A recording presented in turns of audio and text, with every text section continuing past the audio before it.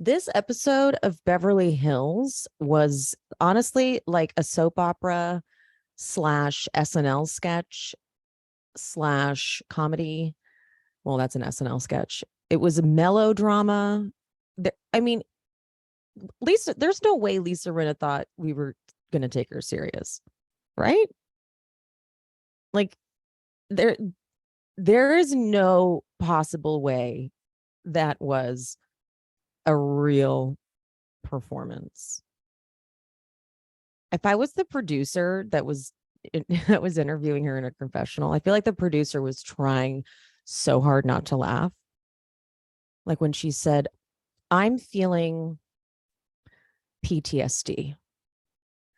I don't even think that's how you say that. You don't say I'm feeling PTSD. Don't you have PTSD?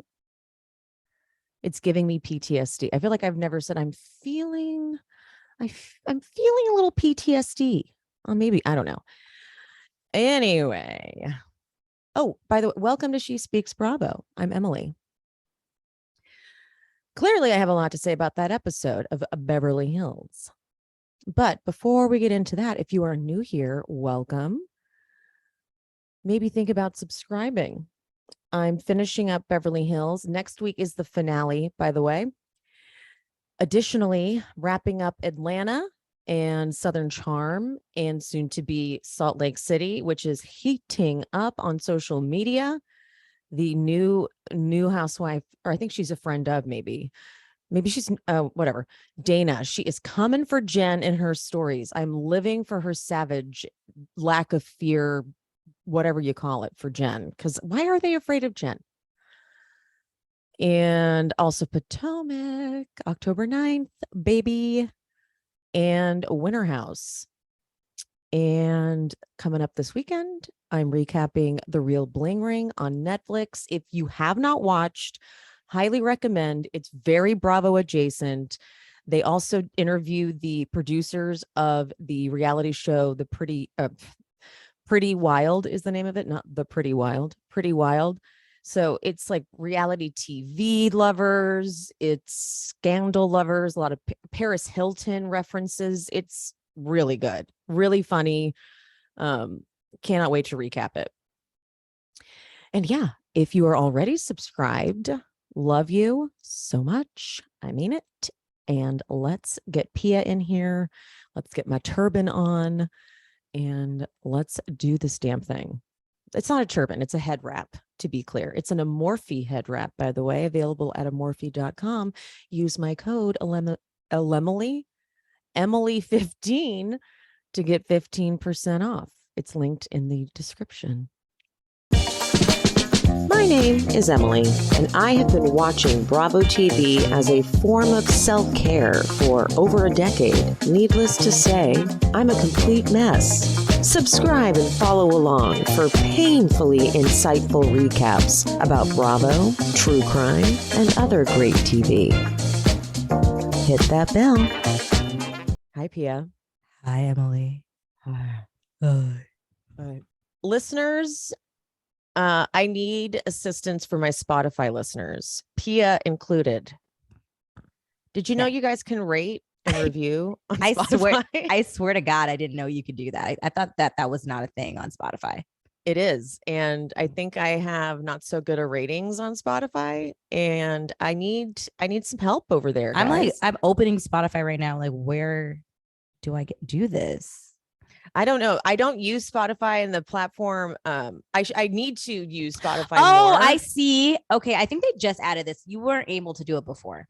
Oh. So what you do is, I'm on it right now. So you go to She Speaks Bravo with Emily Hanks. And when you open up her actual page, it has underneath her profile picture, it says follow, has the bell, has the little gear, and then the 3 dots. You press the 3 dots, and then it has rate show, and then you can submit it 5 stars, Avi.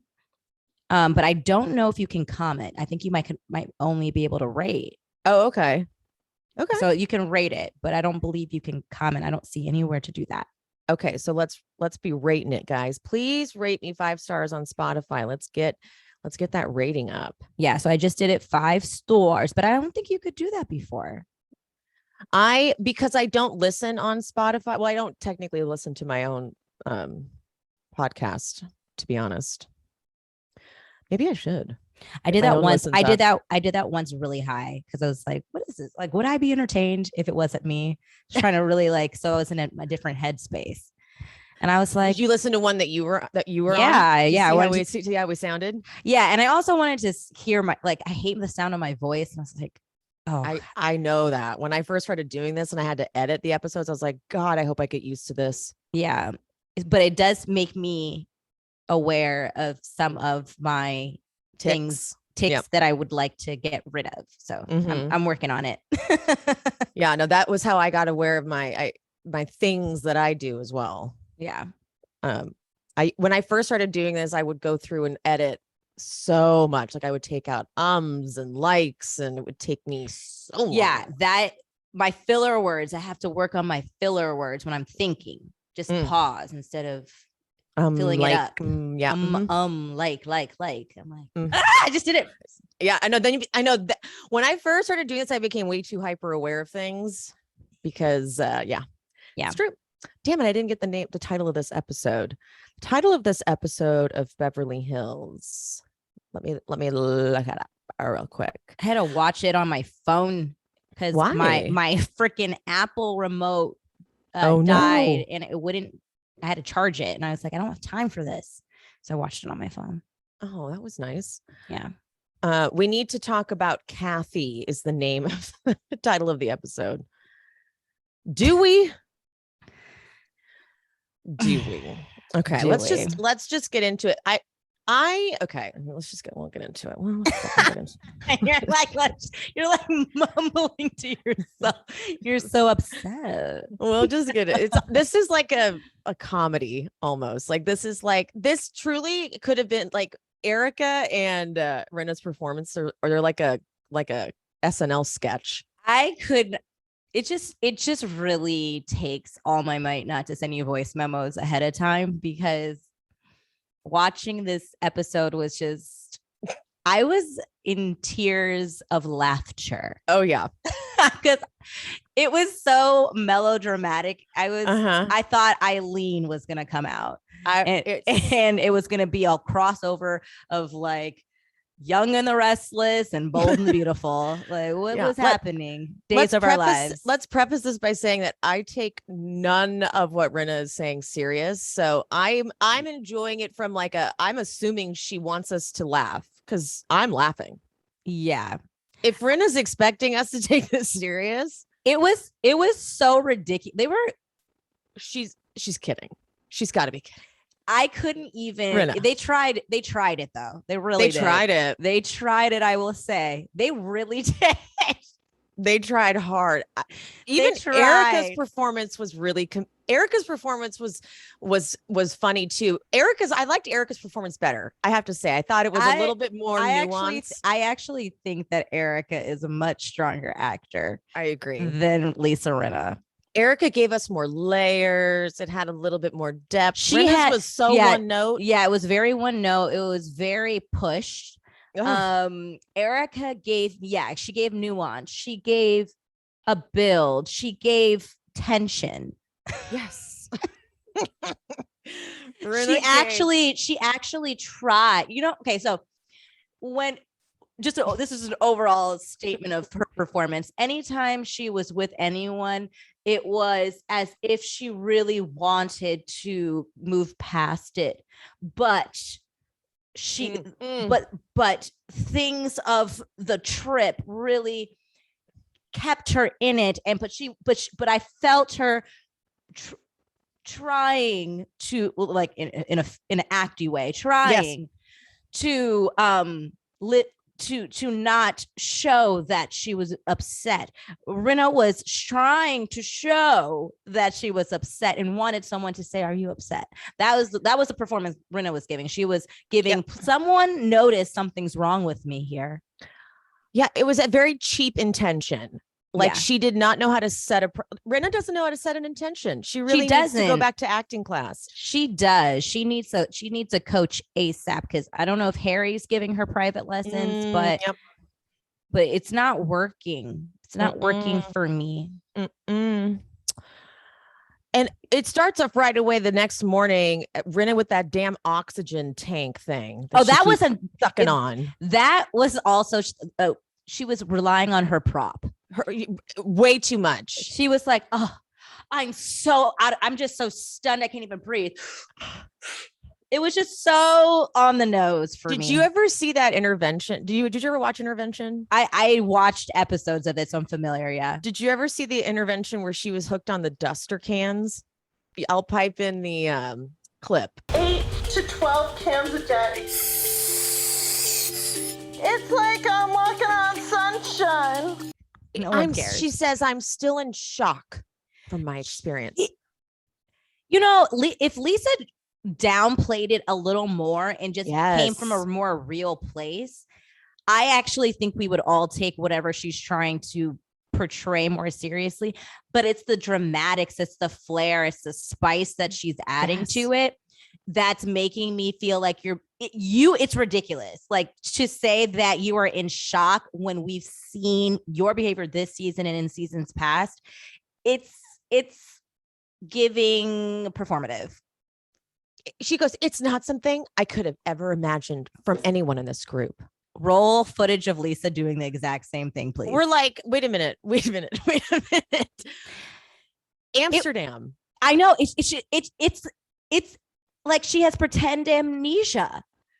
I can't understand how she could even fix her mouth to say that.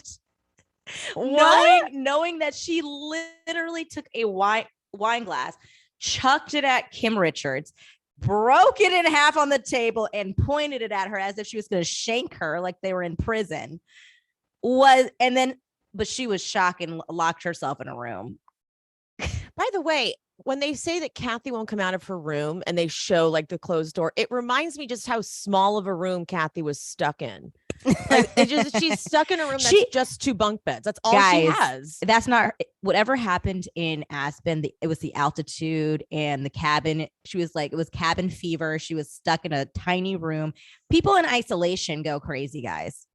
She was in isolation, and I blame Kyle. I blame so many. Well, and then of course Kyle goes, all I know is somehow this is going to be my fault. And of course I go, it is your fault. Somehow it is your fault. You set the motion for all of this. I'm like, what you should absolutely realize that your sister wasn't happy for the bulk of this trip. And she showed up. Kathy showed up looking not okay. She showed up disheveled, saying she only had 3 hours of sleep in the last 4 days or something. But she was like, why are you wearing those slippers? That's all I care about. Let me drag you for 2 straight days over it. It's just so crazy that they can't even take their own egos out of it to see that maybe they had been picking at Kathy the entire trip. And honestly, if you've been picked at and made to feel small for 2 days, you don't have anyone that's seemingly on your side, really. And then you're just trying to put that aside, and you're like, let's have fun. And then they're still making fun of you. It's going to make someone snap on your ass.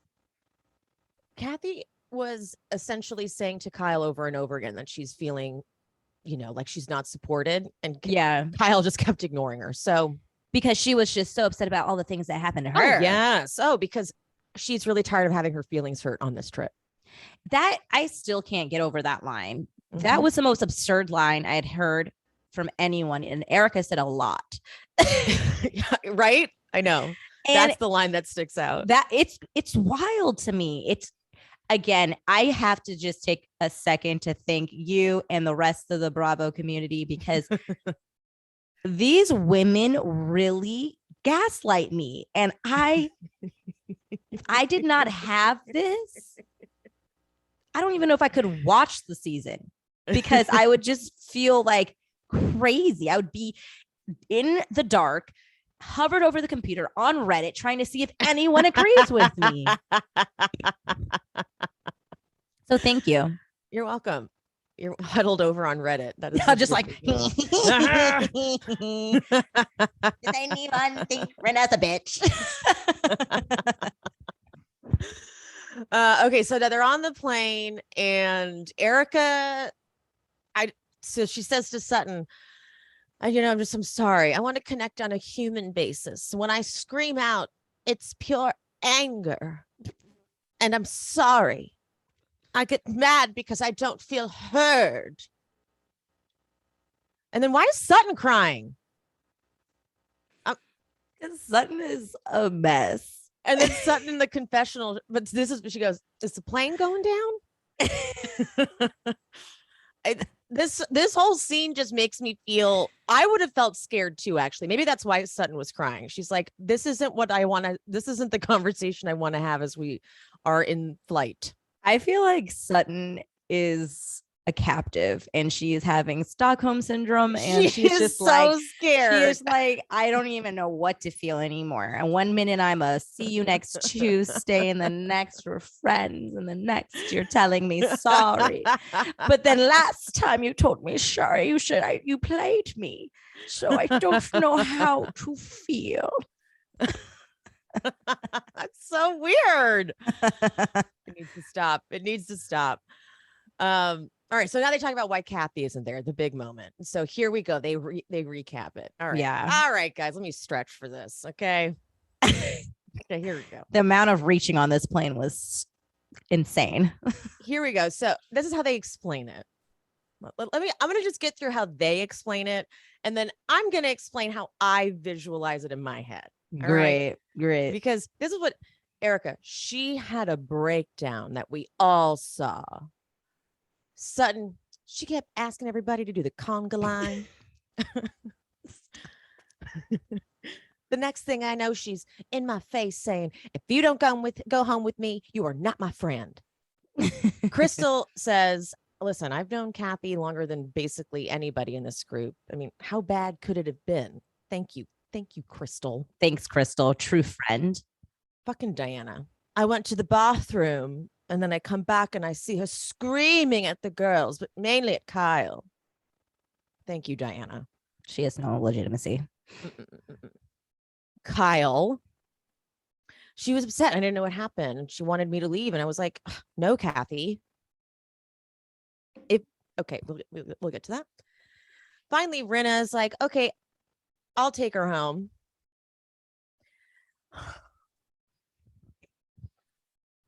So Rinna takes her home, and Rinna says, Kathy starts saying, I will take down this show single-handedly. I will ruin you all. And she takes her glasses off and she's jumping up and down, pounding the walls. She said she made Kyle. She will destroy her and destroy her family if it's the last thing I ever do. All right. Now I'm going to say what really fucking happened. Okay. In reality, like, let's come back to fucking reality. Okay. Okay. Kathy, as we stated last episode, was clearly drunk at the bar they were at before going to the Caribou Club. The altitude, she's drunk. She was probably just trying to have fun and was feeling like she wasn't fitting in because she's kind of awkward. So she was like, whether or not she was saying the conga line or not, like, I think that we're stuck on that because let's pretend like it wasn't the conga line. Let's say she was trying to have fun and like people weren't giving her the attention she was hoping to get. And she was feeling left out and feeling kind of like embarrassed and weird. Yeah. And then she's like drunk and feeling uncomfortable. And she's like, I want to go home. Yeah. And it's a production thing. Like if you leave, then production has to arrange that. And so it's kind of difficult if just one person wants to leave. It's not super easy for them to coordinate that. And so she wants to leave. And she's like, I want to go. If you don't, and I wouldn't be surprised if she meant it like kind of joking to Sutton. Like, if you don't go home with me, you're not my friend. Like, fine. Maybe it was, you know, she was mad. I feel like she meant that in her, and when I say she meant that, it's how you mean it when you're drunk. Yeah. Like, you know what I mean? It's like, you better come, like, right now. You're my, I have literally said that to my friend before when I was super wasted and I was like mad at the other people in the group, and I like lasered in on a friend and I was like, I want to go. And if I know you better, you're my friend. Like, yeah. And so then she goes up to her sister, the one she knows the most, her sister, and says, Kyle, I want to go. And Kyle is like, oh, no, sorry, Kathy. I just got here. I don't want to leave. And so Rinna, in what could have been like Kathy really doesn't feel well. Like, we never see Kathy like this. Something must be really wrong. Nope. Rinna's like, this is the perfect opportunity. That's how I feel. I really feel like this was opportunistic. I feel like it was calculated as well. I feel like she didn't know. I don't think Rinna knew exactly what she wanted from it, but she knew she was like, she saw an opportunity and she was like, I want to see what I can get out of it alone with her. She's in a vulnerable state. Drunk, mad her sister won't leave with her, mad everyone was leaving her out, mad she wasn't getting the attention she wanted to get. I am not surprised Kathy is throwing a tantrum. Kathy seems like someone who would throw a tantrum and be a brat and be like, this seems like her.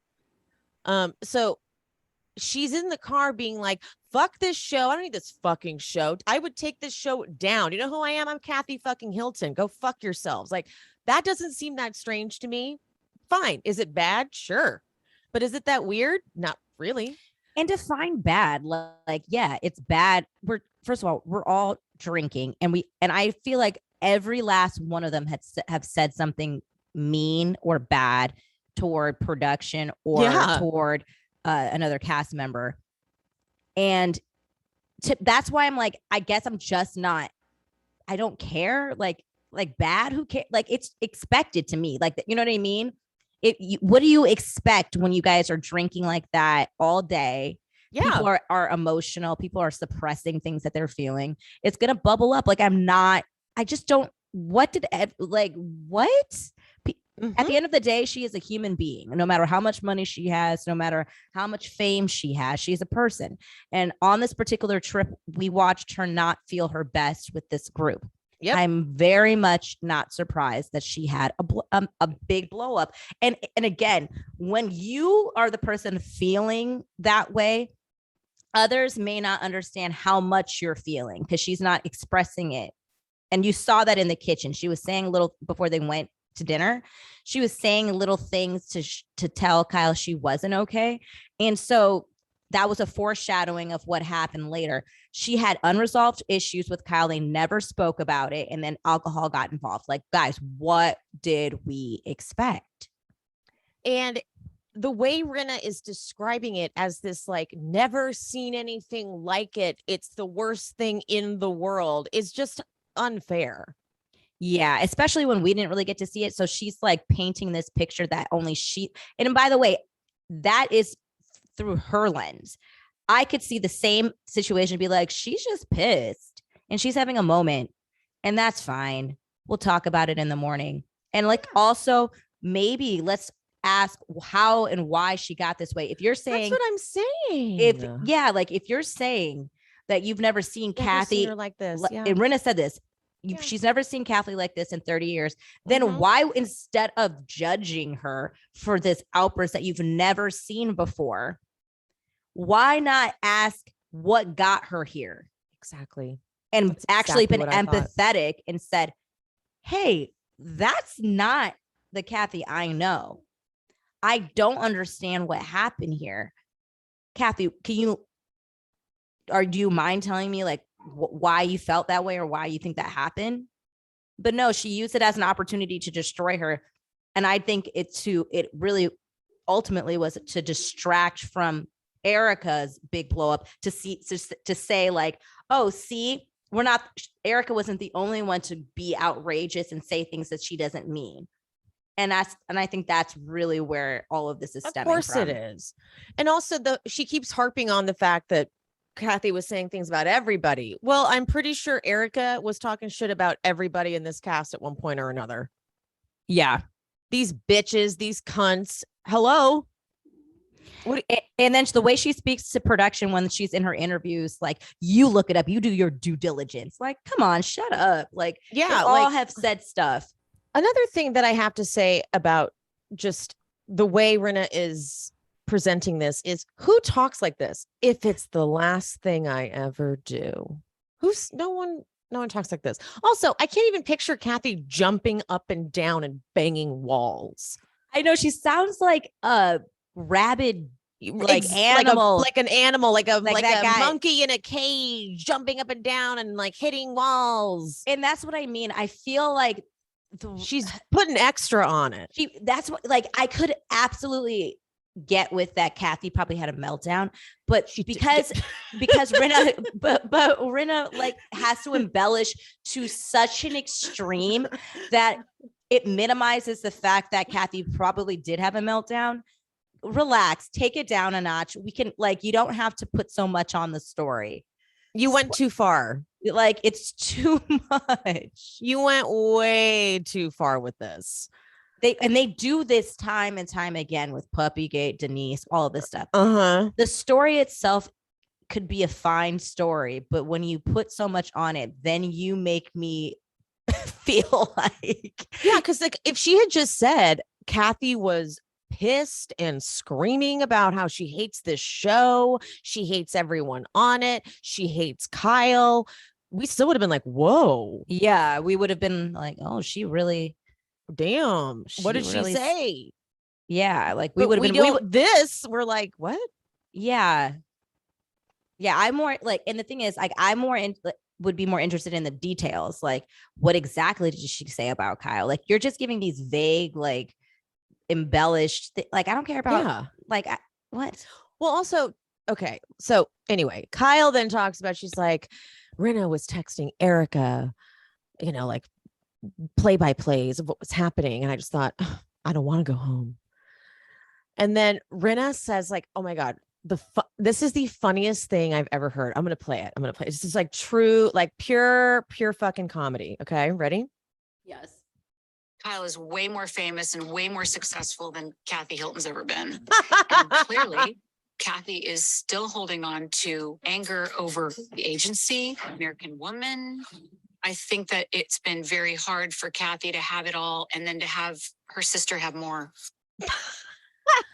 My jaw dropped when she said that. And she said it with such a straight face too. How did she do that? As if I don't even have to do any, this is a receiptless need. No one needs to bring receipts to show that Kathy Hilton is much more successful than Kyle, famous, and all of that. Kyle is only known because of Real Housewives of Beverly Hills. And how did she get on Real Housewives of Beverly Hills? On the backs of Kim, Kathy, and Paris. No one would have cared of the fact that Kyle was in the first Halloween movie, not a main character, by the way, supporting at best. And she was in Little House on the Prairie. Okay.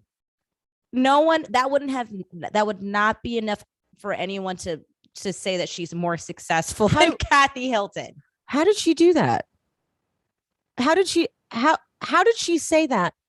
Was the producer like that was interviewing her? Was the producer just dying? Was the producer like, oh? It was absurd what she just said. It was absurd what she said. Funniest clip ever. I'm gonna watch it whenever I need a good laugh. It was just so. And the thing is this is where she loses her credibility here. Yeah. It's like you just said that. So now I don't trust anything you have to say. You really think that? You really think that, Lisa? You really think that? I need to call her, because that. Okay. All right. So now they're back in LA, and there is a very quick scene of Sutton and Rinna going shopping. Let's just pause on that for a second. This is how I knew it was a setup with the Kathy thing, because this is what they do. And they want everyone to agree that Kathy was a nightmare that night. So now they're being buddy with Sutton, because Sutton did see a little bit of the meltdown at the club. They're like, let's friend them up. Let's really, like, all Sutton wants is us to be her friend. I'm going to say, let's go shopping for Crystal's birthday thing. I'm going to apologize to her on the plane. Like, really, they were really buttering and lathering Sutton up. Great. They need Sutton now. Yep. Because of, like, the whole season you've been mad at Sutton. It's just so triggering Sutton's been triggering her grief all season. Because we did, like, unless there are some scenes between Lisa and Sutton, there was anything unresolved. There was no resolution between Lisa and Sutton for all of a sudden they're hunky dory going shopping. Like, no, something's amiss. Mm-hmm. And Sutton's just willing to be. She's like, fine, I'll go. I don't care. She's like, you guys are a mess. They have beaten her down. Yeah. And this is what bullies do. They beat you. That's what they do. They do that to, you notice they did that to all of the people that are in their clique. It's like a game. They beat them up and break them. And then they say, you may enter. And now you're entering in the sanctuary. That's what they do. They beat the shit out of them. And then they say, would you like to come shopping? Like, no. And Sutton's like, as long as you're not yelling at me, fine. Yeah. So Rob and Crystal talk about the party. It's a roaring 20s party. And Crystal gives the obligatory confessional of, you're not going to ruin my birthday. We're just going to have fun. And I mean, they kind of did. Yeah, they had a great time. I wouldn't say great. It was pretty uneventful. But that's a great time for housewives, them. For a housewives event. It was pretty good. Yeah. Now Kyle is packing. She's got Portia there. She is going to be in Georgia filming Halloween Ends. Plug. So she's going to miss Crystal's birthday. Funny, that was a nice little plug there. Didn't mind plugging that, did you, Kyle? That's what I'm saying. Like, they all do it. So let's just all stop pretending. Plugging that. Yeah, they plugged the shit out of that. I will be seeing it though. I love the Halloween franchise. Okay, so turns out Kathy left Kyle's house, went to a hotel, then went home. That was her journey. But now Kyle says that she never thought she would get to a bad place with Kathy again. I would have put that on my 2022 bingo card for sure. Yeah. Mm-hmm. And she's like, I just don't know how I'm going to fix this. Stop going against your sister and stop letting Rinna terrorize your family. Would be a great start. I'm like, if Kathy is upset at the club and wants to go home with her. It's so simple. Yeah, I just don't. If my sister was upset and I was mainly with my friends, like, Kyle's been filming with these people for years. Kathy's the new one. If my sister was upset and wanted to leave, I'd be like, okay, let's go. And then I'd be like, what's wrong? What happened? And that would be how we left the club. Yeah, because what Kyle and the rest of the ladies are not understanding is the root of the issue. Kathy has been feeling let down by Kyle the entire trip. And Rinna had a big part of it. So did Erika. And she just wanted her sister to have her back this one time. And I know it sounds so immature and so childish, but because Kyle had not been having Kathy's back that whole trip, she just felt like, okay, if you could just do this thing for me, I would like to leave. Production's not going to let us leave until you give the green light. Let us gather the girls. We did it. We were at the club. I want to go. And she couldn't do that for her sister. And it triggered everything. And none of those ladies are even thinking about that. It's just. Was it season 1 when they all went to a basketball game and Kim sat next to Taylor and like didn't talk to Taylor the whole time? Or was that season 2? I think it was. I can't even remember that. It's so far back. But I remember that like Taylor was like, Kim was just giving me the cold shoulder the whole time. And then in Kyle's confessional, she's like, I mean, I can't hold Kim's hand the whole time. I can't like be with Kim the whole time. Kyle's that kind of person that like, if she sees her sister struggling to socialize and fit in, she gives them less attention. Like, well, I mean, you're not making me feel like you deal with it. And like, she goes into being less supportive as opposed to being like, let me just hang out with you and like just sitting next to them and just talking to them and like including them. Yeah. Because she wants to feel cool and be with the cool people. Yeah. And I don't know. I'm just not raised that way to, you just always have your like, I mean, I get it. Like if you have a toxic family, like it's absolutely okay to cut them off, but it feels like Kyle's the toxic one. I mean, I think they're all probably toxic to each other to an extent, but it's just like, if you have your sister there that you invited willingly and all your friends are kind of picking at them, why join in? I don't understand that. Exactly. She has this like deep need to be popular.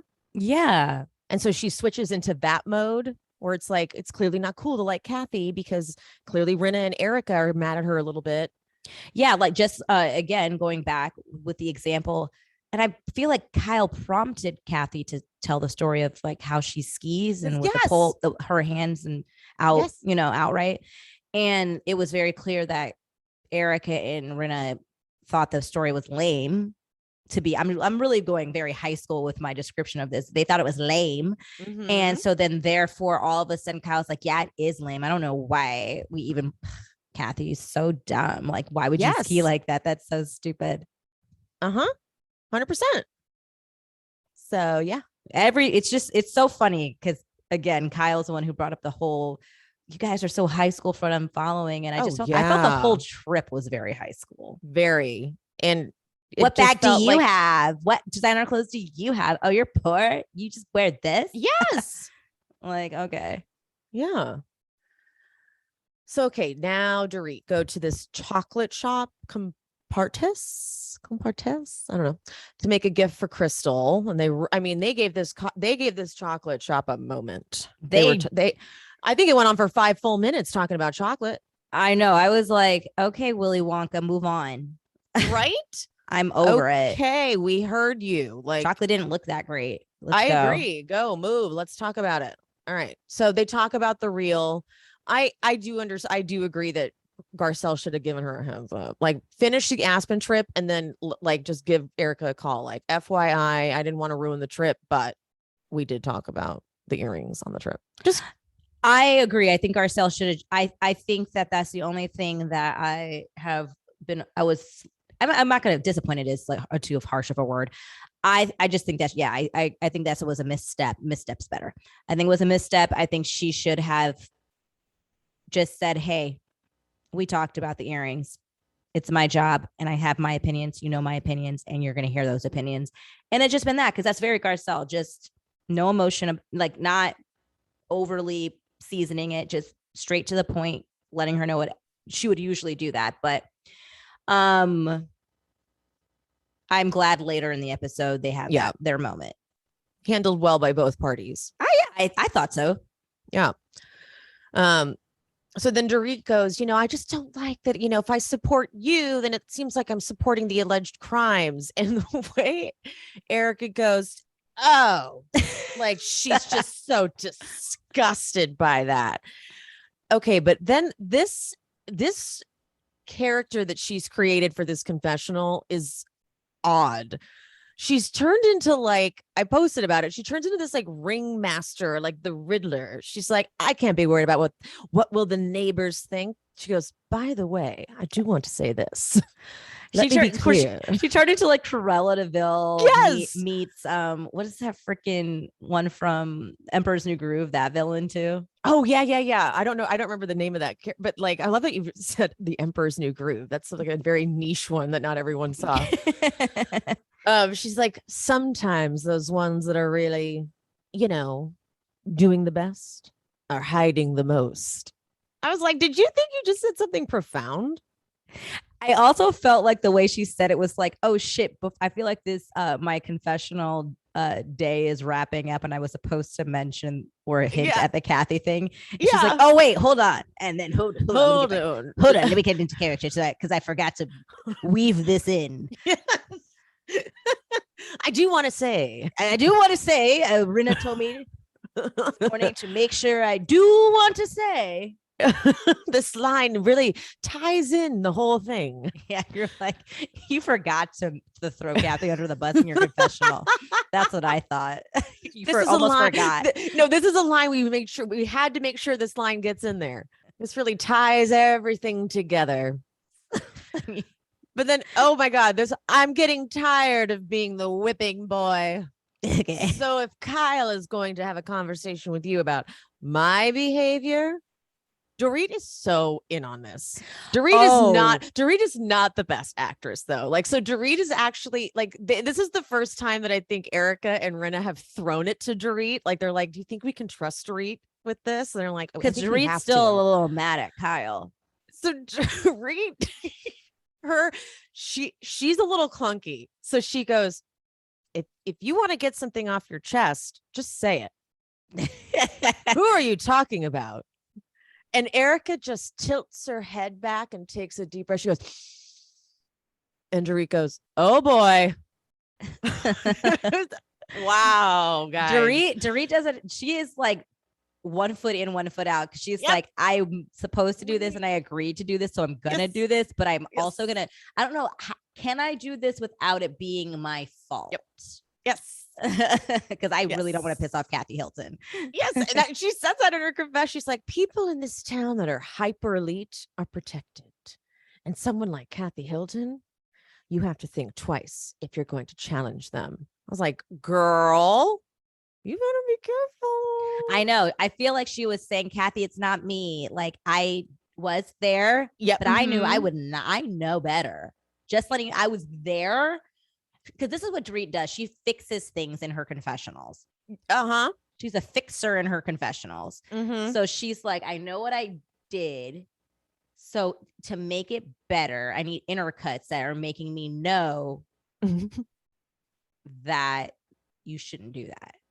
So on record, never was coming for you, Kathy. Yeah. Here we go.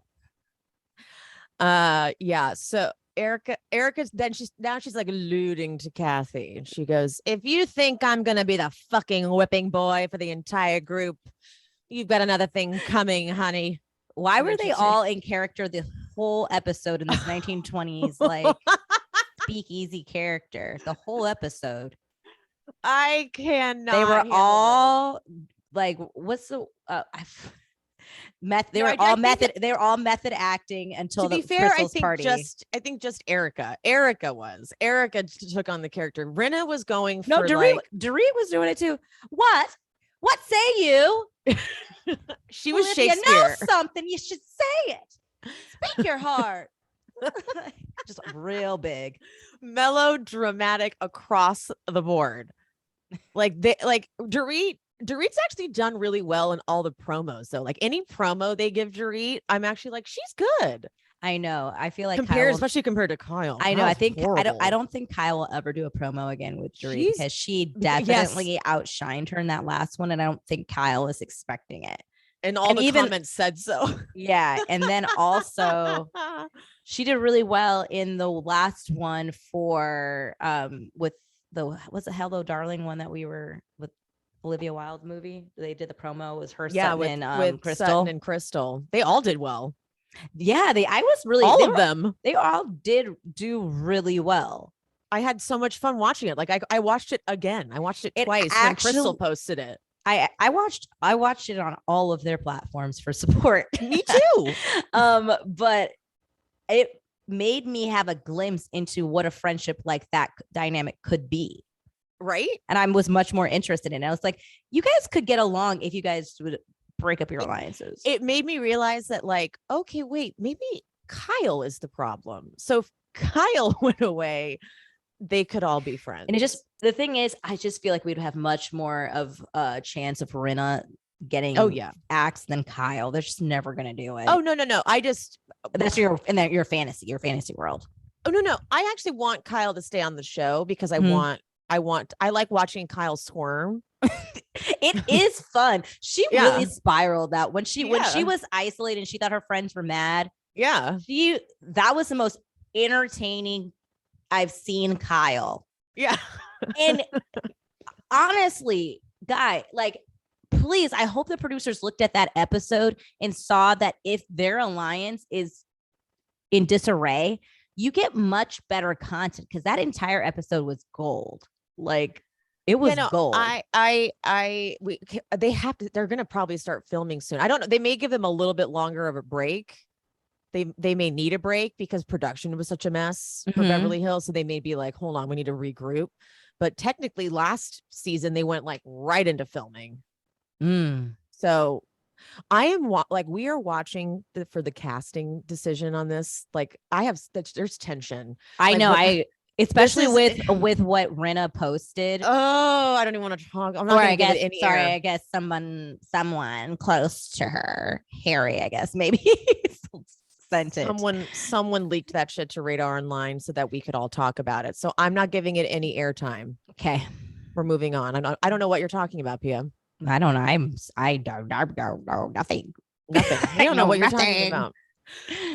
Speaking of a crazy lady, Sheree looks a mess coming in Garcelle's house. Yeah. Her wig? Yeah, the wig isn't good. What is happening? I didn't like the wig. I didn't like the lipstick. The outfit, the whole thing. So Garcelle's finishing getting ready. And then what were you going to say? Oh, no, I think we're going to get to it in a second. Yeah. She opens the card Garcelle has to opens it. And takes a highlighter. That was where the offense happened for me. The highlighter pissed me off. And writes her name, reseals it. I could not believe that. I am happy she told her, but I didn't like. Wait, she did tell her? She did. When? Oh, I missed it. Yeah, she told her in the kitchen. But I don't know if Garcelle believed, because she said it like she was joking. Oh, I missed that. I totally missed that. No, she did say it. She was like, I signed my name to the card. She was like, no, you didn't, or something like that. It was very quick. Oh, I totally missed it. No, she told her. That's why they had the bit going. Like, but I don't know if Garcelle really knew that she actually signed it, or if she thought that Sheree was just doing a bit. Yeah, because when they walk into the party, she was like, it's for both of us. And she's like, no, it's not. Yeah. But I don't think she knows that she really did. In highlighter. I wouldn't have been as mad, to be honest, with as much as we don't like Sheree. I wouldn't have been mad at it because they are good friends, and that's something maybe I would do to my girlfriend if I like was cheap ass or something. And I didn't like bring a gift, and I like sounds like it's from both of us. Like, maybe I'll Venmo you some money later. But I wouldn't do it if I couldn't find a proper pen, because it's still someone's card. Yeah. So I don't like that. I didn't like that she didn't. That's what I was mad about. It's the highlighter that really pissed me off. The highlighter. Like, if you can't find a pen, then wait till Garcelle comes down and be like, I need to add my name to that card. So give me a pen. The highlighter, I don't know why the highlighter really rubbed me the wrong way. That's what pissed me off. The highlighter. Here's the thing. I was mad that she did it so sneakily. I would have preferred she waited till Garcelle come down and be like, I need to add my name to that card because I didn't bring a gift. I would have been mad if she didn't say it in the kitchen. And I missed that. So this changes my whole perspective, because I totally thought she didn't say anything. Yeah, it was. Yeah, she definitely, she confessed. She's like, I may have added my name to your card. And then, but she said it where I don't know if Garcelle really knew, like, you know what I mean? She did say it, but I don't know. She did say it. She did say it, but I don't know if Garcelle she actually believed that she really did it. Okay, I can take my disrespect down a notch then, because I was just a notch upset. Yeah, it doesn't need to be a full 10. You could keep it at like a sizzling 6, 7. A sizzling 6. I like a sizzling 6, 7. Did you notice that Garcelle poured Casamigos? I thank you for pointing that out, and I thought that was some shady editing from the editors, because I don't think that it was like, oh, that's just what she had. That's what she had.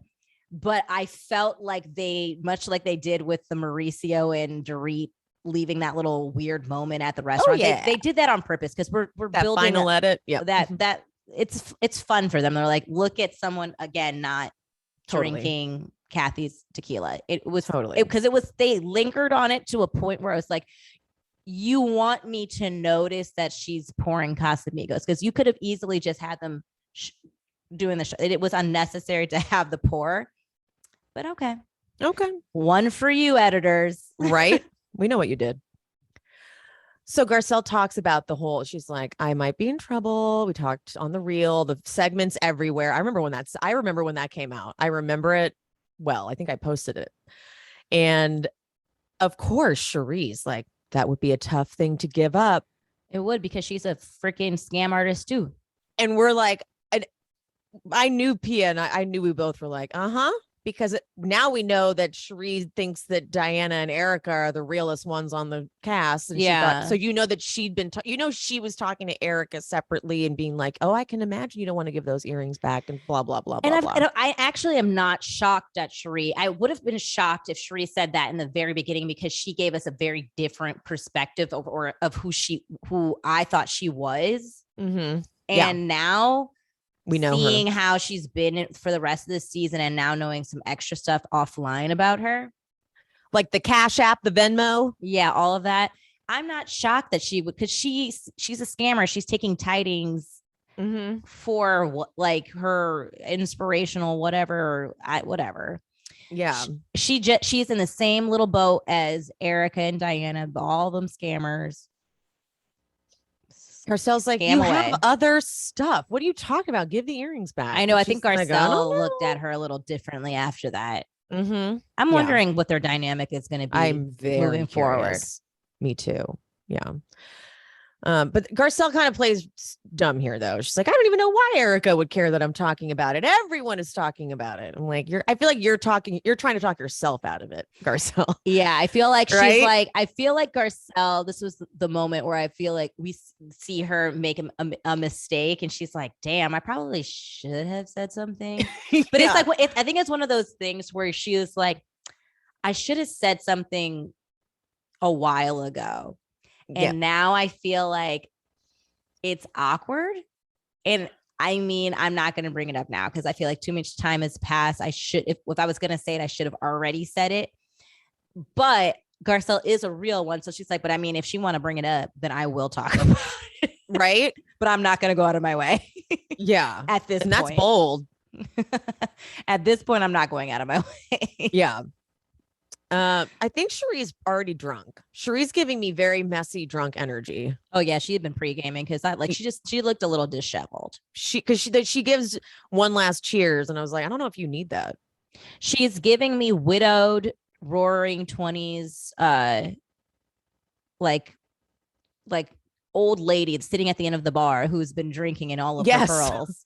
Yes, totally. Yeah, you know what I mean? Yeah, 100%. Okay, Crystal's house for the birthday. It looks great. Jeff, her brother. Have you ever seen it on HBO, the show House of Ho? No. It's a pretty good reality show. Very glistening, very pretty. It's on HBO? It's on HBO. Yeah. I think there's only one season. But I believe they're going to do another season. They should. Highly recommend. It's very real. It's not like overproduced fake or anything like that. Okay, cool. Very, very highly recommend. But he gives me very much that energy. So when you watch it, you'll be like, oh, okay. You'll probably agree. Okay. They're all arriving, but how is Sutton not 1920s? I think that Crystal was just wrong. I was like, was it 1920s flappers? Am I wrong? No, you're not wrong. It is flapper. I think that Crystal's just wrong. When she said it, I just said out loud, "You're wrong." I was like, hold on, I'm gonna. I felt like Erika. I felt like Erika wasn't 1920s. And I have in my notes, how was Erika's 1920s? She just had on a headpiece and a black dress. That was it was 1920s. I just think 1920s fashion, and I have exactly what Sutton is wearing. No, I studied that in theater in costume design. I was literally like, exactly what's I immediately was like, Crystal is absolutely. I was like, the Roaring 20s is one of my favorite out of like what I studied for costume design. It's just like the clothes is just so interesting to me. I was like, what are you talking about? And to say it so quickly, I was looking at everyone's outfits and I was like, out of everyone's outfits, I felt like Sutton's was the most authentic looking. Everybody else's was 20s inspired, but to be more the most authentic to me seemed like actually Kathy and Sutton.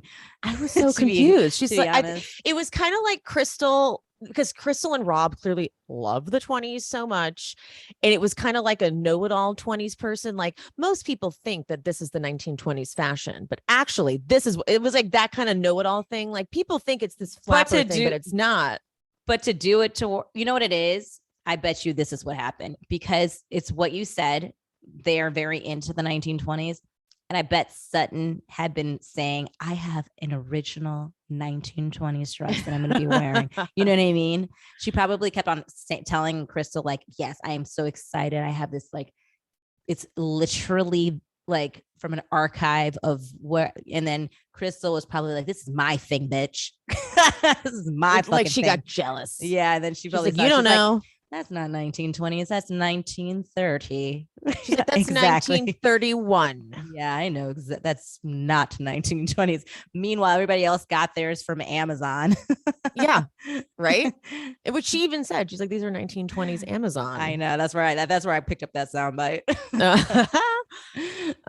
Okay. Fucking Rinna arrives. And as she arrives at her confessional, she goes, I'm here to celebrate Crystal, but it's hard to get past what happened with Kathy. But I'm putting on a brave face. What? Because I feel PTSD. I had to take a minute. I had to take a fucking minute. PTSD. Okay, at no point when Rinna has told the story, at no point did she say Kathy was even mad at her.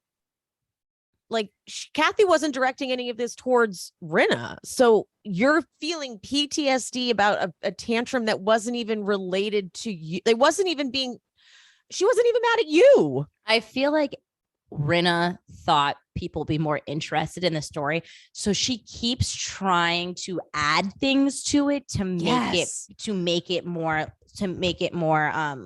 sensationalized, to have more people be intrigued by it. So she keeps, like, at first it was supposed to be just Kyle, but these women are all selfish. If it doesn't have anything to do with them, they're not going to quite care. They're going to be like, sisters are going to be sisters. She starts adding in, oh, I don't want to hear what she said about you guys. Oh yeah. It's like no one is giving the response she wants. So she's like, okay, I gotta take it up a notch. So then she keeps upping it. That's how we ended up with, she said something racist. She said something homophobic because she kept having it raise those stakes. Right. And that's what I'm saying. Like that, what we've been hearing for months, this crazy thing happened and we all thought it was a slur or homophobic, racist, whatever. And to find out this is kind of like deflation of what we expected. So I'm actually happy and relieved to find out that it's this petty. Right. Because I was like, damn, am I going to have to hate Kathy Hilton right now? Because we've been enjoying her so much on the show. So to be honest, I said this and I'm sticking to it. As long as it wasn't homophobic, it wasn't a slur, it wasn't racist, I knew I would not give a fuck.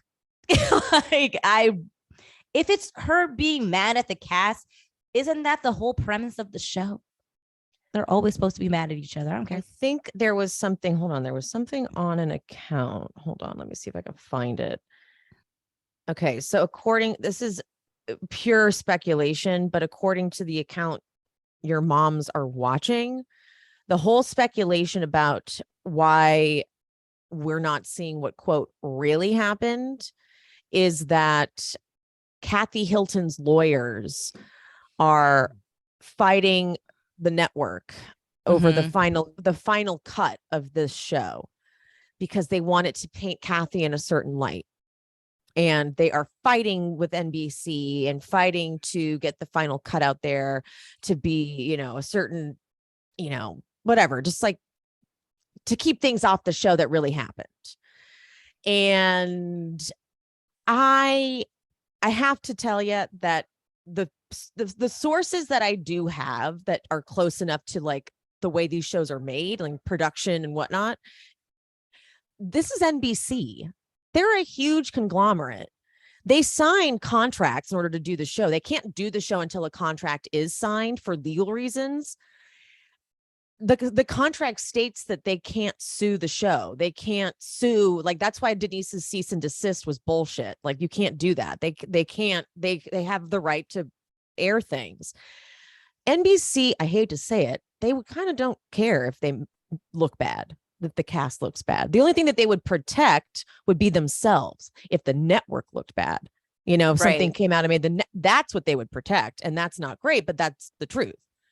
They would not give a shit if Kathy Hilton's lawyers were like, we want to change the edit. We want her to look good. They'd be like, well, sorry, we reserve the right to air the show the way we want to. Yeah. And it would probably be in their best interest to keep in whatever makes her look bad, because that would be crazy ratings for them. And at the end of the day, it's all about money. So let me also see what else I can find. There was something else on this. And even if Kathy attempted to have her lawyers, and I'm not saying that she didn't try to get this done, but if you were Kathy and people were for months speculating that you said something racist and homophobic, wouldn't you want to make sure that if that didn't happen, that they weren't trying to, because it's reality TV, edits are weird, that they were not trying to paint a false narrative or trying to like allude to something like that. And maybe that's where I'm wondering if it's like a bad game of telephone. Like Kathy just wanted to make sure that they were not going to slander her, maybe, because those rumors were out. So she needs to make sure that they were not going to go with some fake narrative that she said something. Maybe that's what it could be. And then it's getting twisted to that. I don't know. I also think it's pretty rich coming from Rinna, that they're like she's pretty protected as well. She's been pretty protected. Yeah. There's so many things that they were not allowed to talk about because it's in their contracts. So that's what I'm saying. Like, you guys are trying. It's not true. They don't have, there's no, that's bullshit. Yeah. There's never, they don't have anything that states they won't talk about it, but because they do get close with, that's why the shakeup in production was good. They get close with the producers, and then the producers make sure that they skew the narrative to like maneuver around conversations they know they don't want to have. Right. Okay. That makes more sense. So it's like, it's almost like an unwritten situation. Like, don't worry, we'll make sure we don't talk about that. Yeah. Yeah. So bullshit. Anyway, we'll go back to this now. So Rinna is having PTSD. She has PTSD, you guys. And Kathy arrives. The music they play it like Kathy's like just this terror, and Rinna can barely handle it. And Rinna in her confessional, I knew she would show up, and she is decked out to the nines. It's a party. Like nothing ever happened. Listen, we could see the same thing about you, the same thing about Erika. Like, you guys have your fucking meltdowns and you show up the next day like nothing ever happened. Yeah, like you do the exact same thing. It's just, delusional. I can't even wrap my head around. The things that she's describing is everything that she's done herself. And I don't know why they really don't see it. And why is it like, is it because she thinks like Kathy confided in her some things, and then the next day text her, or that night said, please don't say anything to anyone. Silence is golden. Just don't say anything. It's just going to involve too many people. And that's Kathy's MO. They like the whole family just don't say anything. She said that in front of all of the ladies. She said that if someone tells me something, I do not tell you guys. I do not go around the group, no matter how close I am to all of you.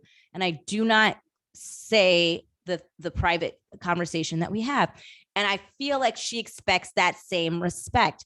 And she must have, in her drunken state, felt like she maybe overshared with Rinna, who she doesn't really trust, and wanted to remind her that when she has conversations, that she prefer it not to be a part of like the show. This wasn't like an off-camera conversation. This was not for the show. This was a vulnerable moment that they had together.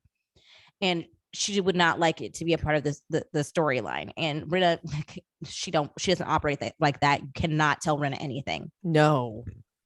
Telling secrets to the one person you don't tell secrets to. You cannot tell her anything.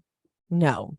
She is the most untrustworthy of every, and I would say that even above Erika, I trust Erika more than I trust Rinna, and that is saying a lot. Yeah. All right. So they moved the party down to the basement. Rinna is acting like every time like Kathy comes near her, Rinna's like, I got to go over here. Yeah. now. Like she's like, she starts shaking like Kathy kicked her or something. Like she's like, she's Jesus. beat her ass. What, girl? Like, take your performance down 5 notches, 7, 8, 10 notches, 10 notches. Take it all the way down because it's so unnecessary. Like that. Okay. And I feel like Kathy feels like something is, she's just like, yes, you just shouldn't understand what's happening. And I feel like Kathy's just like, I don't understand. Rinna's watching. She can't handle watching Kathy pretend like nothing happened. I feel like she's taking comments from Erika's posts and her posts that she gets. Like, it's impossible for us to you're just there acting like nothing happened. That's what we say to you guys. Right. And then she's translating it to Kathy. And in her confessional, if these women knew what Kathy said about them. What did she say? Unless she said specifically, did she go down online and say Dorit didn't have a robbery? Erika is an evil person who should get back. Like, did she go down the line and just rip them a new one? Exactly. I need to. What does she? I don't even think she thinks of these women that specifically. I don't, and I feel like if she did say anything about these women, it was a general you. Like, I hate filming with you guys. Maybe she does right now. And she was mad. She was in the heat of the moment. That's why I'm like, I see what you're trying to do is give me a vague description. If you're gonna do it, I'm gonna do it. I want details. What exactly verbatim, since you were texting Erika, I'm sure you have the notes. Yeah. What did she say? Tell us. What did she say about each person that they should be so upset with Kathy? What? Go all the way there. Because if someone told me that someone that I know was drunk and having a meltdown said, oh, you don't even want to like know what she said, I'd be like, okay, what did she say? And if she was just saying like, oh, you don't want to know, like she just doesn't want to film, like I'd be like, that's what she said. Okay, great. I've been way worse sober. Yeah. Like, stop. Rob at one point, like this basement thing, like the basement's cool and all, but like, God. Also, I just thought about this. It's so rare to have a basement in LA. Yeah. So it is. Also, that's fun. I actually grew up with basements because I'm from the Midwest. And that's my biggest gripe with LA homes is that they don't have basements. And I love that for them. Basements are cozy, especially if they're like done correctly. So, well, and this one is like, it's nice. Over $1 million. She said it's in budget. Whatever that means, whatever the budget is. Budget's like $20 million. Rob is like boring them. He's like, that jukebox over there. Yeah, it's authentic from the 1920s and they only made one. They're like, wow. He's like, guess how much it is? $30,000. I'm like, oh, God. Does it remind you of the one girl from second season or third season? She's like, $60,000, like the sunglasses, like 20,000. Oh, it was a 25,000. 25,000. Like no one asked. No Like, one okay, asked. Why are you that's just going embarrassing around- for you. Why are you going around? I think they asked him actually. To be Oh, fair, they I did? think Okay. they were like, "Tell us," so like whisper it to us. He's All like, right, Rob. 30. Sorry, 30. Rob. Oh, the didn't who was it was Dorit. She was like, I that's not bad. I was gonna say 40,000. I know, right, guys? Come on. Jesus. Now Sutton and Erika hanging out and laughing, talking about their cocktails. It's very strange. And this is funny. Rob joins them thinking he's going to want to chat with them. And Erika just, she relates to the perils of redoing an old home built in the 20s. And Sutton asks if Erika misses her house. And Rob, as soon as she starts to answer, Rob's like, I'm going to go. He's like, I don't want to feel bad for having my money still. So I'm going to leave with my Disney money. Yeah, exactly.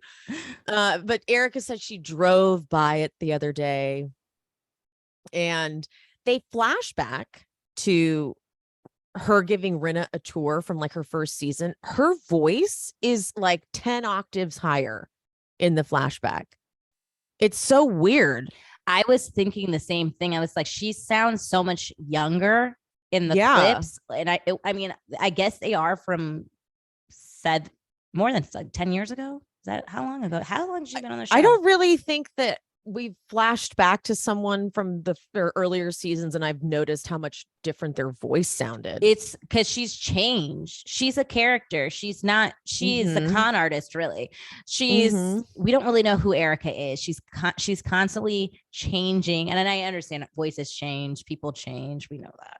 But she is like, she creates versions of herself. Yeah. Now she's this totally different, like scorned woman. She's like, now she talks like this, like she's on Dynasty.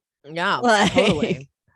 Because you take me more seriously. And she's been through it. And what? Yeah, the teeth. Oh my God. Isn't this weird when Kathy comes over and asks? She's like, sorry to interrupt, hard to change the subject, but the lip liner being overdrawn.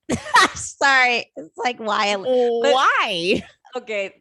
This is why I do like Kathy, because she needs to just stay a friend of, because I don't really want to know too much about Kathy, because she is probably the perfect friend of I've ever seen in my life. It's just giving me these moments of laughter and levity. There's this stupid moment that Erika and Sutton are having, which would be sad if Erika wasn't a devil. And then she just comes and asks the most inappropriate time, tell me about overlining. I feel like she was trying to get a pulse on Erika. She was trying to like see like, how are we cool? But it was in the most awkward way. And I was here for it, to be honest, because Erika was like, I was just having my monologue about me being poor right now. Yeah. And how I'm a survivor. Yeah. Like Reba McEntire. And she was so mad about it because it was interrupted. And the answer was so funny to me. Was just like, whatever the person who put the makeup on my face decided today. Yeah. Whoever did my face today. Erika was uninterested in Kathy antics. She gave her a vibe. And all it did was kickstart Erika's instinct to do the plan that's been put in place. 100%. It just confirmed it. She's like, oh, you're gonna come from my lip liner now?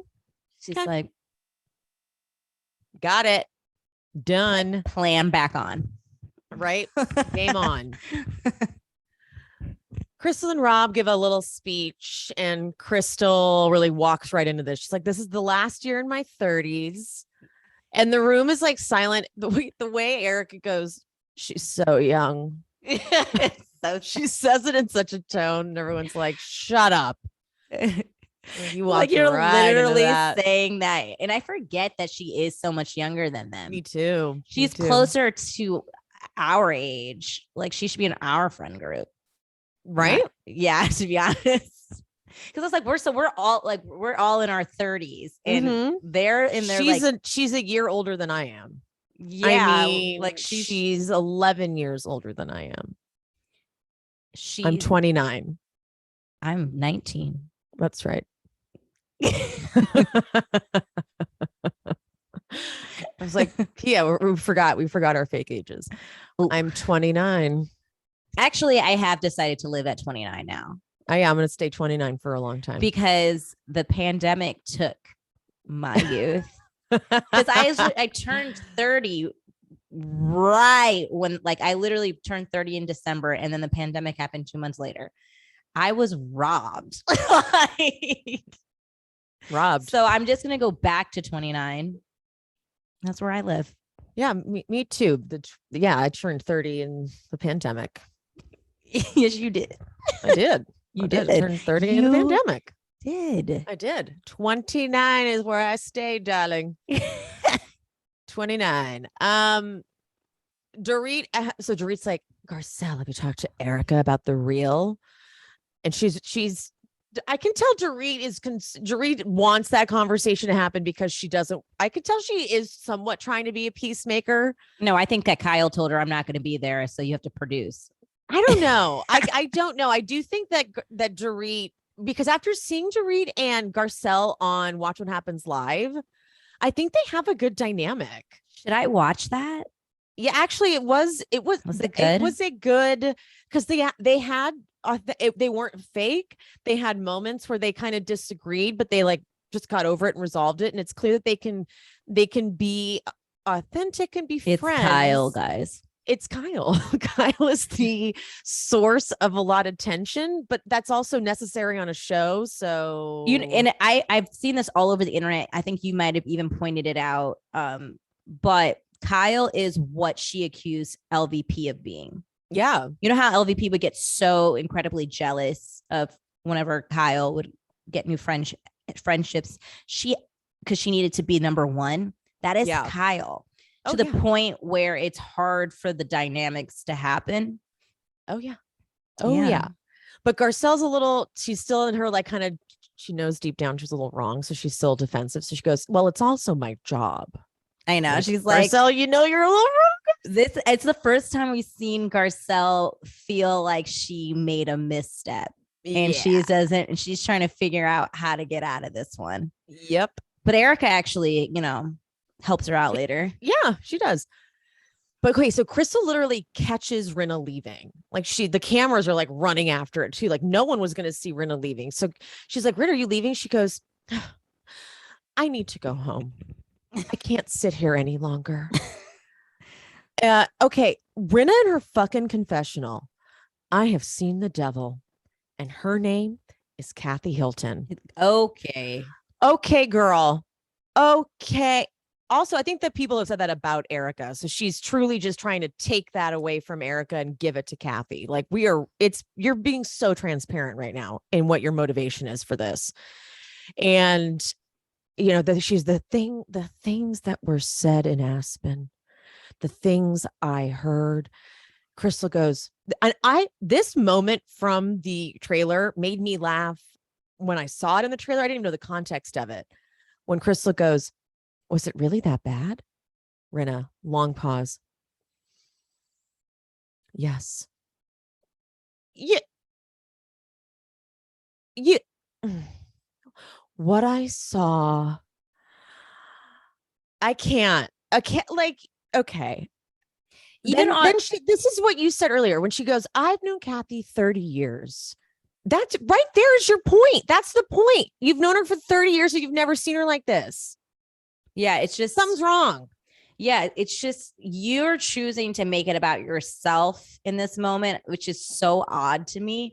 And you're not once taking a step back. You're saying you've never seen Kathy like this and really letting that sink in. Yeah.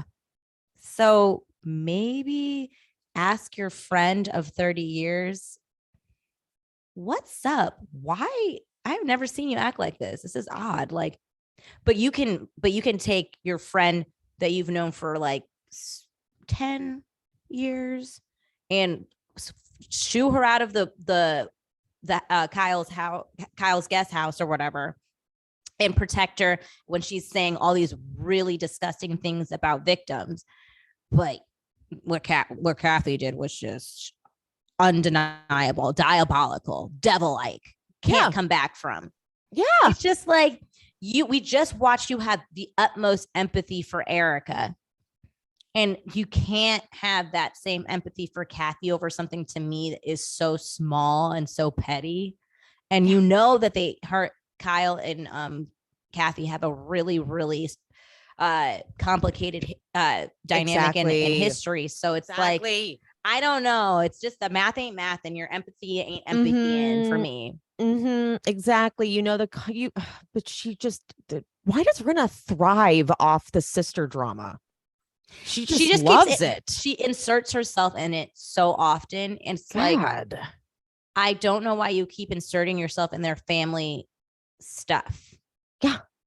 Get out.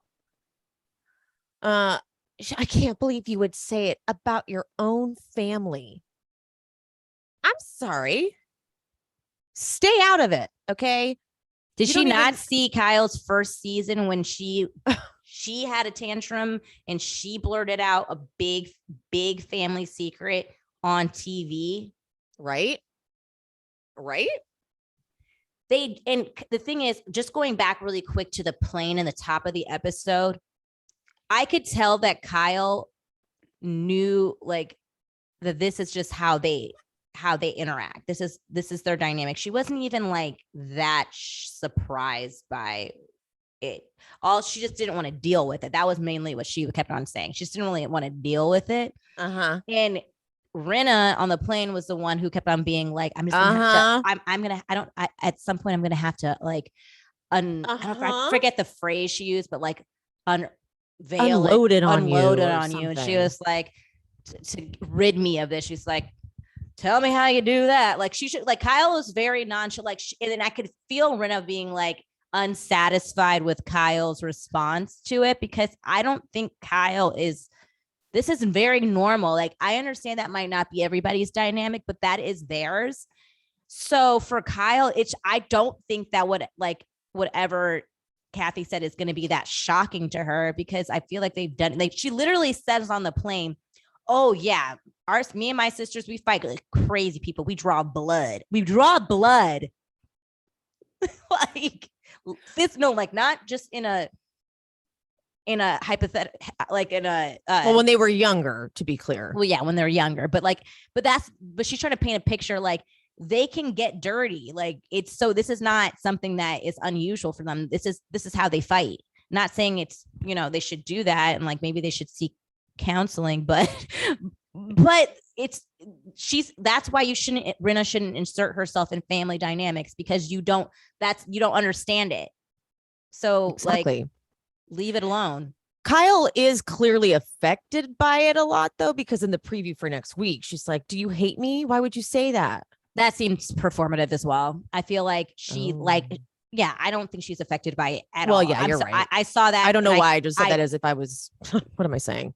It's just like when I saw that clip, to be honest with you, all I saw was a person who Kyle is narcissistic to me, who loves attention, and Rinna was giving it to her and she was showing off. Yeah. And I could see Kathy's face being like, what the fuck are you doing right now? Like, you are not mad about whatever I said. You're showing off in front of your little friend here who's trying to throw me under the bus and make me look bad.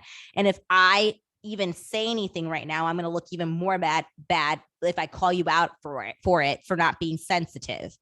Because you're not sad about it, Kyle. We literally talk like this to each other all the time. Like, shut the fuck up right now. And that's what she really wants to say. I like how Kathy says to Rinna, you can be pretty mean too, or something like that. She's like, you can be pretty unkind. Yes. I was like, yeah, tell her that. Yeah. I loved that she clapped back with that, because they were putting her in a position. This is what I didn't like. And I think I've told you this even before the season started and we saw those clips of the three of them talking. If anybody was really trying to help their dynamic, their sister dynamic, it wouldn't be in the way that they're doing it. And that's why I was like, I don't feel like if Kyle really wanted her and Kathy to have a good relationship, she would know out of all people that Kathy would not respond well to this, to having their family drama being this, like that was her biggest gripe with Kyle's show about their mom. Kathy doesn't like their family dirty laundry aired so publicly like that. She wants to resolve it behind scenes. That's why we never really see them fighting on camera. Yep. This is bad. Okay, Erika confronts Garcelle, and it was actually, she did it in a very calm, sweet way. I was like, okay, good. She really isn't trying to start any sort of war. She just was like, I would have liked a heads up. Garcelle, you can feel a little bit of panic because she's like, she doesn't know what to do with her hand. She's like, oh, someone handed me this. I don't, this is the most caught off guard we've seen Garcelle. Yeah. But she still is composed. Yeah. More composed than I would have been. She's kind of acting surprised that Erika would have liked a heads up, but then she just sort of remains. She says, well, we get the topics the night before and we get the news and we talk about hot topics. I'm like, okay, she's trying to go with this one. I thought Erika was going to snap. Yeah. But she doesn't. She says, yeah, no, I get that. I just would have, I would rather find out from the source. It's okay. And Garcelle, thank God, she goes, no, it's not okay because it obviously hurt your feelings. I'm like, oh, thank God. Okay, good. And so she apologizes and they say, okay, good. Thank you. And they squash it. And I loved seeing all the pans to everybody's faces during that whole conversation because they really thought that conversation was going to go left. And, when two people have a mature conversation and an honest conversation, you can get resolution very quickly. Yep. And that's what happened. They both, but it takes two people to do that. And they both were wanting to move past it. And they both were being honest about what happened and their feelings. And one person took accountability for making the other feel that and gave no if, ands, or buts. She could have been like, I'm sorry, but I do still feel like this. And that's how the conversations start going left, because that's how other ladies usually, they can't just say sorry. They'll have to say sorry, but because they can't accept being wrong. And I felt like this showed a lot of maturity with Garcelle. She just accepted that she was wrong for not giving her heads up. And she didn't have to Erika knows how she feels. She didn't need to go there again. It was no, she's not apologizing for how she feels or what she said, but she is apologizing for not getting the heads up. And that is the problem Erika has. Imagine if this was like, if Kyle, replaced Garcelle with Kyle. Imagine it would be like this. It would have been like, Erika would have said, I would have liked the heads up. She would have been like, okay, but it is my job. It's my job to do that. It's my job. We talk about the news. We talk about, so I appreciate that you maybe you wanted a heads up, but what was I supposed to say? Oh, hey, I did my job. It would have been like that. And then it puts the other person in a place where they have to then defend their feelings and then it escalates. Exactly. So I was really, really happy that all of the women were there to see it, because I hate that game of telephone. They saw it. They saw how quickly it resolved, and there is no ifs, ands about it. And I know Kyle. I feel like Dorit, did Dorit want to start something more when she starts to go, something feels like, and then Crystal starts coming down the stairs. And it distracts her. Oh, I didn't even catch that, but maybe. I couldn't tell if she was referring to Crystal coming down the stairs. And she was like something, because she goes, something feels like, and then she sees Crystal and goes, oh, I do remember that. But I thought it was because she knew that Rinna was doing her dramatic walkout and she wanted to bring attention to that. I couldn't tell if it was related to that. But I thought it was towards the Rinna thing. Okay. Because I couldn't tell. It definitely seemed like she was trying to draw our attention towards upstairs. But the way Crystal comes down the stairs, as if something is horribly wrong, I was truly waiting for her, because they were like, what's wrong? What's wrong? I was waiting for her to be like, there's been a murder. And it was going to be like a murder mystery thing. But that would have been awesome. Rinna left. I'm like, oh, okay. It was just, she was just so upset. And they're all shocked that she left without saying goodbye to anyone. And Crystal relays it. She's like, she's still in shock over what happened in Aspen. And I don't even know what that means. And Kathy's not giving it she's just like, I'm not even responding really to this. And in her confessional, Kathy, she goes, I know that Rinna's gone through a lot, losing her mom. I don't feel that she left because of what I shared with her in Aspen. She was a sweetheart. She listened. I got no indication that she was upset. If I was the toe that broke the camel's back, I don't want to upset anybody. I mean, she managed to throw in an incorrect, what do they call that? Saying? I don't know. Yeah. Figure of speech. Figure of speech. Yeah. And then in the scene, she goes, she's pretty tough. I wouldn't worry about her. I know, that was the funniest thing to me. Kathy's like, I want this whole, what's ever happening here, we're nipping it in the bud. She is a strong woman. And I mean, she's gonna be okay. No, she did. She was like, something bullshit. She's pulling a trick. This is a stunt. We're not falling for it. Okay. Like moving on. Moving on. Camera down. Camera down.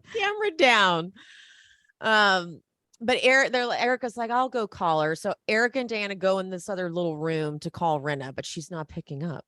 So they discuss the Kathy Aspen drama. And so I'm going to read the texts that they sent, that Erika and Rinna were sending to each other. I got in a Sprinter van. This is Rinna to Erika. I got in a Sprinter van with Kathy, and she had an absolute meltdown. I've never heard or seen anything like it in my life. Anger, screaming, throwing things, crying. I'm locked in my room. And all Erika said was, oh my God. I have to say that I was pretty scared of Erika's freak out. Like Erika yelling at them, being like, gritting her teeth and baring her teeth and saying, yeah, you are. Like, that was pretty scary. Yeah, I don't know. Like, again, they're being so, like, Rinna, Amsterdam. Yeah. You took a glass, smashed it, went to choke Kim. Like, yeah, come on, she now. Did. She put her hand on her. She did touch her. She went. She did. Yeah. Like, bitch. So please. And so then she did try to choke Kim. Yeah. Like, so then stop. Then Erika's doing this thing. Look, I can understand that it is fair for Kathy to address it and say, yes, I had a meltdown. I would like her to address it. That's fine. But then Erika takes it to this place of like, if we're going to talk about Erika's behavior, are we going to talk about everybody in this group? It's so much. Yeah. And Diana's like, everybody. And this is a lot. Erika says, Lisa saw the Sprinter wrath and the home wrath of Kathy Hilton. But Diana I don't think they told Diana what they were doing, because she's like trying to figure out what the angle is. So she's like, yeah, right. You don't want to get it, you don't ever want to get in between family and sisters. And Erika goes, it's not so much that. Diana's like, no, okay. And then she's like, but Rinna, and then she does a really bad chicken impression.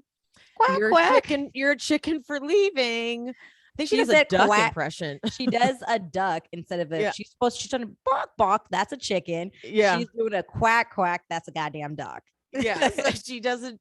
And I think Erika's like, okay, we're going to need to send you some text messages offline about what we're really doing here, because you don't quite understand. Yeah. Cause then she is all over. Diana is trying to really figure out who we're supposed to be like teaming up against. Like, Rinna, are we mad at Rinna for not owning it and like saying what's like, you can't just leave and not like say, or like she was just she was really like, she was really Marco Poloing it, trying to figure out where she's supposed to be in this pool of deceit. Yeah. She's like, no, we don't get in between family and sisters. Oh no, that's not okay. So we're mad at Rinna. No, okay. She's like, I don't get it. You're gonna have to tell me later. Yeah, send me a script of what I'm supposed to say. Because I will say it, whatever you need.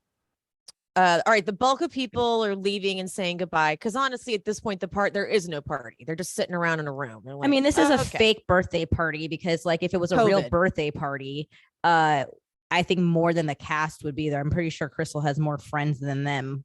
Again, it's like because of remember Lisa Rinna's lip party? It's like only the cast can go because of COVID. So they're like, okay, so we're going to go. So the bulk of people leave, but Erika's like, Dorit, you stay, let them go, let them all go. And so they're in there and she's like, did this scene seemed like it was set up for Erika to like, it was supposed to be Erika telling Dorit what happened. She's like, more happened after the club, Dorit. When she took Kathy home, it got worse. It got worse in the Sprinter van, and it got worse at Kyle's house. So it seemed like she was telling Dorit something for the first time. But like, bitch, please. Like, but Dorit messed it up. Dorit was like, it's just it's bad. I know it's bad. I'm like, no, Dorit, you messed up your line. You didn't know. You didn't know. The scene was supposed to be she's telling you something for the first time. Yeah. Oh, you messed up your line. You messed it up. God, they're so bad at their plans. Like, they're so bad at this. None of them can get a damn conspiracy going for the life of them. Puppygate was like a bust. Denise Gate was just all over the place that they had to bring like 2 characters that were not even on the show. Yes, to do it. Like, good Lord. Erika comes in with her confessional and she goes, remember, be careful of those who have a lot to protect.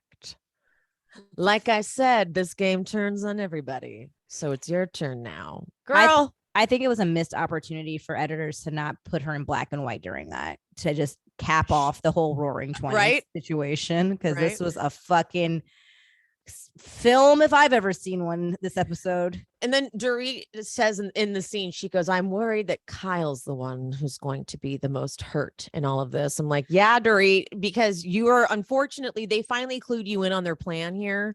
And they don't give a fuck about Kyle. I know that was the biggest takeaway from me there, because Dorit is one of those people, 1 foot in, 1 foot out. She doesn't really want to be too much in the mess. She's in the mix, but she doesn't want to be all the ingredients to the mix. And so she's like, I was thinking of you, Kyle, because I said it in this thing. Yes, see?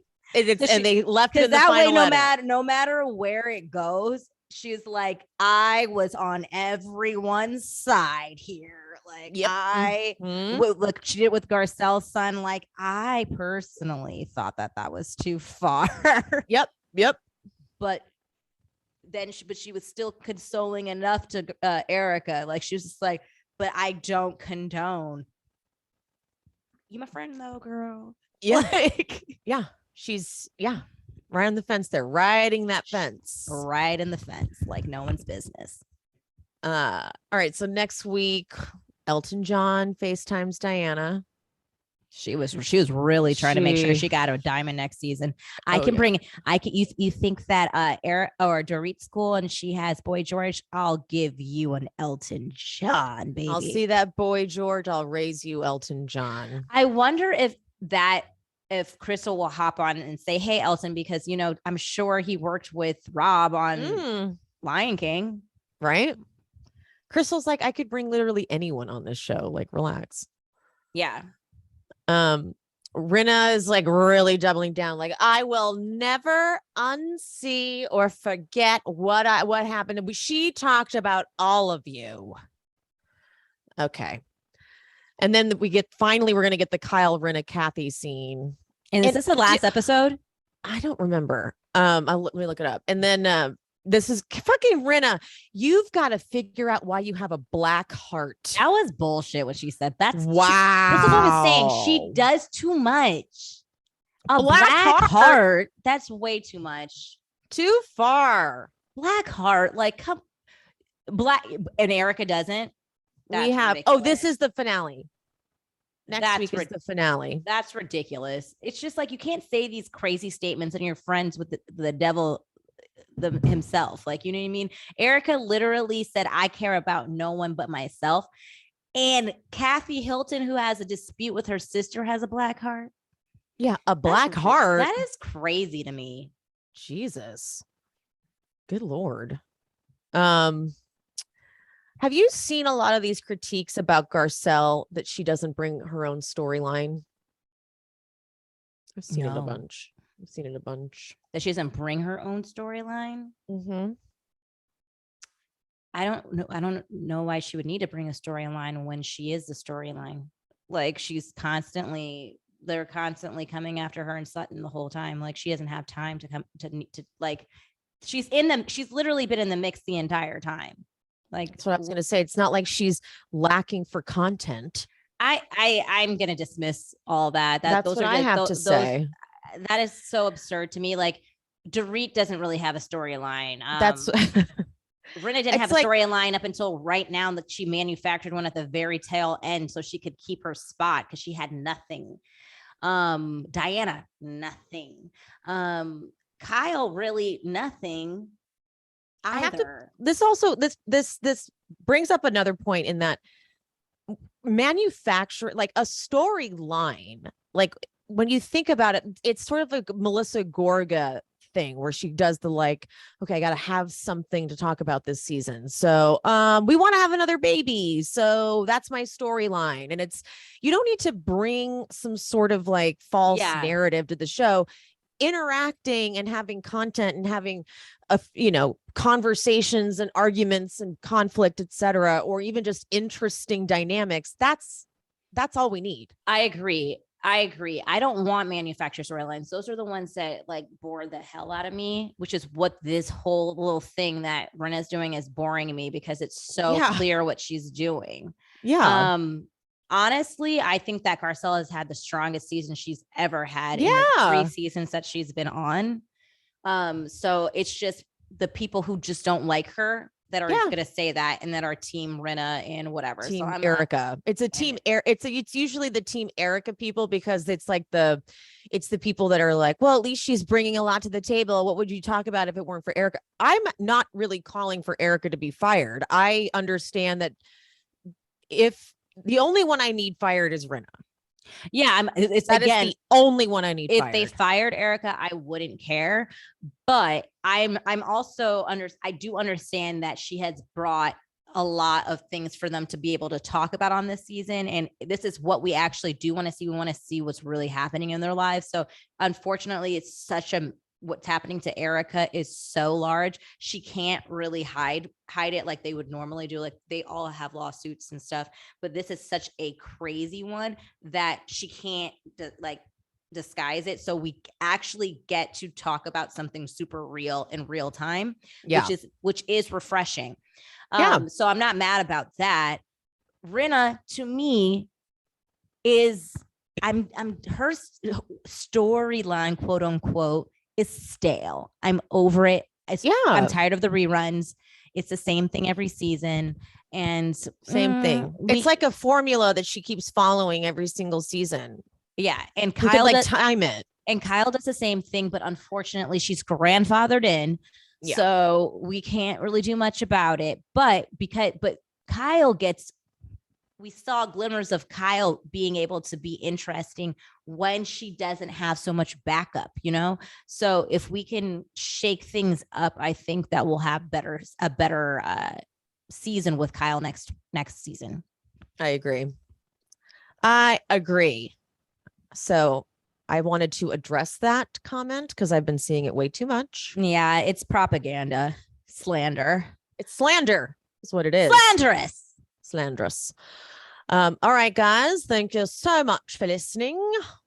Follow Piaget at PiagetV on TikTok and Instagram. And Spotify listeners, please give me a 5-star rating. And I'll see you next time. Bye. Bye.